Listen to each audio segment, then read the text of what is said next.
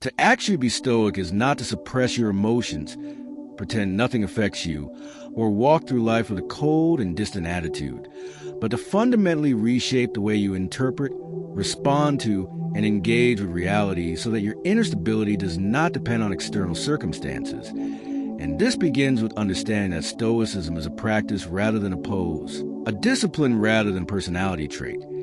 Because many people admire Stoic quotes, share Stoic images, or speak about resilience, yet crumble when faced with inconvenience, criticism, or uncertainty, which reveals that being Stoic is not about aesthetic admiration of ancient wisdom, but about daily mental training rooted in the central principle that some things are within your control and others are not, and that peace begins the moment you stop demanding control over what is not yours to command. To actually embody Stoicism, you must first internalize the dichotomy of control so deeply that it becomes your automatic lens, meaning that whenever something happens, whether praise, insult, success, delay, rejection, or praise withdrawn, you instinctively ask, is this within my control? And if the answer is no, you consciously release your demand to alter it, not passively but deliberately, redirecting your energy toward what remains in your hands, namely your judgment, your effort, your values, and your next action, because a Stoic understands that energy spent resisting uncontrollable events multiplies frustration, while energy invested in self-mastery compounds strength. This self-mastery requires awareness of your thoughts, since Stoicism teaches that events do not disturb you, your interpretation of events does.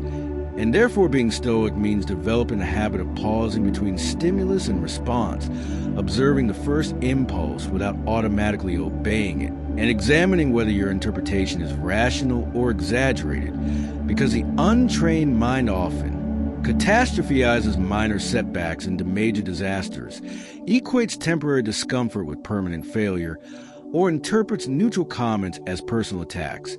And without awareness, these interpretations generate unnecessary suffering. To actually be Stoic, you must train yourself to question your own narrative by asking whether there is concrete evidence supporting your assumption, whether you are projecting insecurity onto others, whether you are overestimating the long-term impact of present inconvenience. And this questioning does not eliminate emotion, but places reason in the leadership role, ensuring that emotion informs rather than dictates your behavior. Another essential component of authentic Stoicism is embracing voluntary responsibility for your character, meaning that instead of blaming circumstances, upbringing, colleagues, family, or luck for your reactions, you accept that your response is yours alone. And this radical ownership can feel uncomfortable because it removes excuses. Yet it simultaneously grants immense power, because if your response is yours, then improvement is possible regardless of circumstance.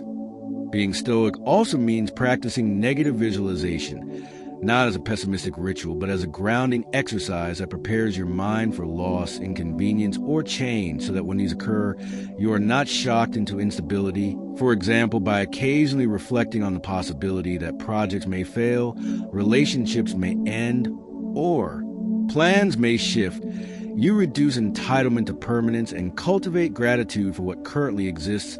And gratitude naturally stabilizes mood because it shifts focus from what is missing to what is present. Furthermore, actually being Stoic requires alignment with virtue over outcome, understanding that the true measure of success is not applause, wealth, or recognition, but wisdom, courage, justice, and self-discipline. And when virtue becomes your internal compass, you stop measuring your worth by fluctuating external markers and instead evaluate yourself by the consistency of your principles, which provides a stable foundation immune to trends and opinions. This foundation becomes particularly important during conflict, because a Stoic does not react impulsively to provocation, but examines whether responding serves virtue or ego, and often chooses restraint, not out of weakness, but out of strategic strength, recognizing that many battles are distractions from higher priorities. To actually live stoically also involves daily reflection, ideally reviewing your actions each evening with honest but compassionate assessment. Identify where you acted in accordance with your values and where you fell short, not to indulge in guilt, but to refine tomorrow's approach, since improvement requires awareness, and awareness requires review. This habit reflection gradually sharpens your judgment, strengthens self-discipline, and reduces repeated mistakes. Stoicism also teaches acceptance of impermanence, acknowledging that health, status, relationships, and even life itself are transient.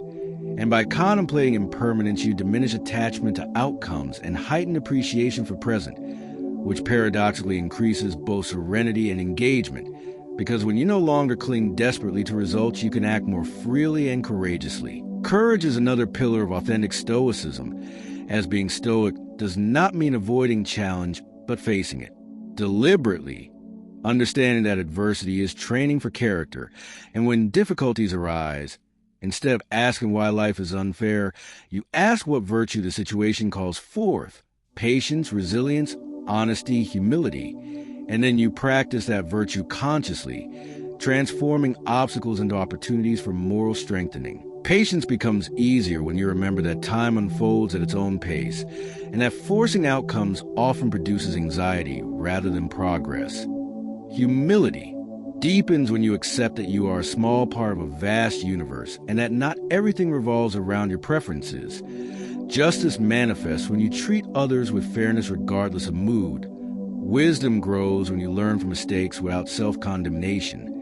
And self-discipline strengthens when you choose long-term integrity over short-term comfort.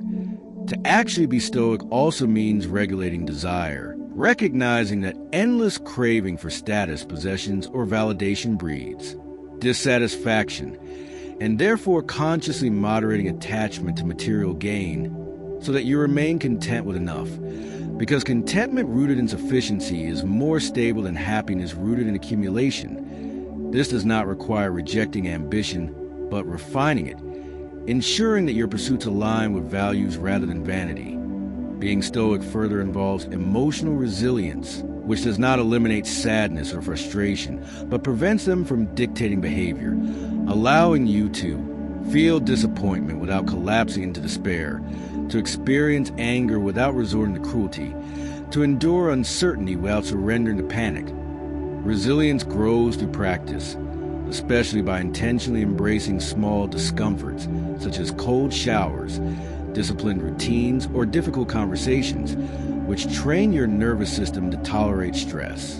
To go even deeper into how to actually be Stoic in real, everyday life, you must move beyond theory and begin restructuring the invisible architecture of your mind. Because Stoicism is not a set of quotes to memorize, but a lens through which every experience is filtered. And this restructuring begins with recognizing how often your suffering is amplified not by events themselves, but by your resistance to them. Since resistance is often rooted in the belief that life should unfold according to your preferences, yet Stoicism teaches that reality is indifferent to preference, and therefore the path to tranquility lies not in bending reality to your will, but in aligning your will with reality.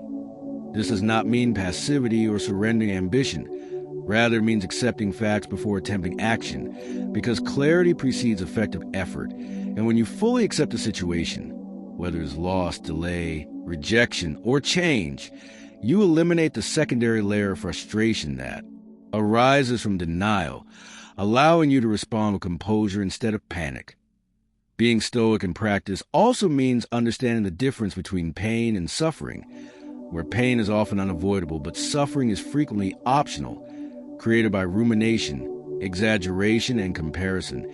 And therefore, Stoic trains a mind to experience discomfort without layering it with narrative, observing sensations and emotions without dramatizing them into identity. Because saying this is difficult is different from saying my life is ruined, and that difference determines resilience. You must also train yourself to detach from the illusion that comfort equals happiness.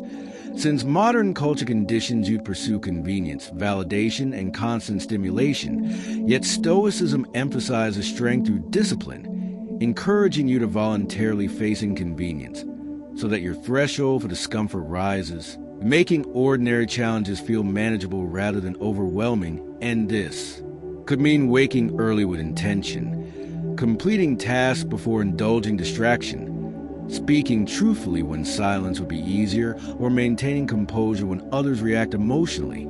Over time, these small acts of self-governance build confidence in your capacity to direct yourself, which reduces anxiety because much anxiety stems from doubting your ability to cope. Another dimension of authentic Stoicism is the mastery of attention, because where attention goes, emotional energy follows. And if you continually focus on what others are doing, what they think of you, or what you lack, your mood will fluctuate endlessly.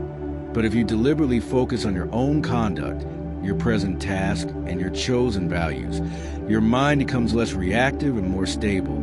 And this redirection of attention must be practiced repeatedly, especially in moments of irritation or envy, asking yourself whether your focus is productive or corrosive. To truly embody Stoicism, you must also examine your relationship with reputation, recognizing that the desire to be liked or admired can subtly govern decisions, causing you to compromise principles for approval. Yes, Stoic values integrity over applause, understanding that reputation is external and therefore not fully controllable, while character is internal and always within reach. And when integrity becomes your priority, criticism loses much of its sting because your self-assessment is grounded in values rather than opinions. This grounding is strengthened by remembering mortality, not in a morbid sense, but as a clarifying tool. Since awareness of life's finite nature sharpens priorities, dissolves trivial grievances, and motivates meaningful action, because when you truly grasp that time is limited, you become less willing to waste it on resentment, procrastination, or superficial pursuits, and more committed to acting in alignment with what matters. Being Stoic also means reframing adversity as collaboration rather than opposition, seeing obstacles as material for growth rather than barriers to happiness. Because every difficulty presents a choice: react impulsively and reinforce weakness, or respond deliberately and reinforce strength. And over time, this repeated choice shapes identity, so that resilience becomes not something you try to access, but something you naturally express. Furthermore, a Stoic cultivates emotional independence while maintaining compassion, meaning you care about others without allowing their moods or actions to dictate your stability, offering support without absorbing chaos, listening without surrendering reason. And this balance requires clear boundaries, because without boundaries, empathy becomes exhaustion, yet with boundaries, empathy becomes strength. Discipline in speech is another practical component, as words spoken in anger or haste often create consequences that extend beyond the original emotion, and therefore Stoic pauses before responding, considering whether their words are necessary, truthful, and constructive, and if not, choosing silence, understanding that silence can be a form of power.